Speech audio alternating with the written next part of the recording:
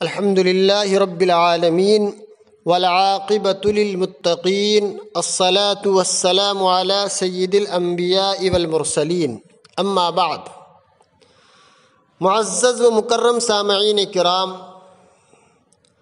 آج ہم بات کریں گے کہ کیا قرض لے کر قربانی کر سکتے ہیں، یعنی کہ کیا قرض لے کر بھی قربانی کی جا سکتی ہے۔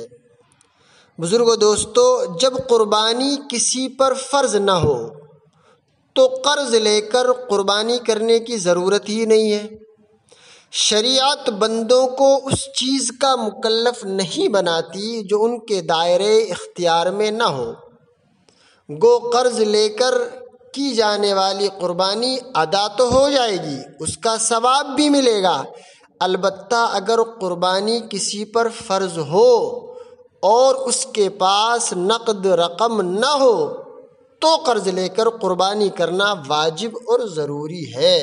یعنی اگر کوئی صاحب نصاب ہے لیکن اس کے پاس قربانی کرنے کے بقدر رقم موجود نہیں ہے تو اب ایسا شخص رقم قرض لے کر قربانی کر سکتا ہے۔ اللہ تعالی ہم تمام کو صحیح معنی میں شریعت مطہرہ پر عمل کرنے کی توفیق عطا فرمائے۔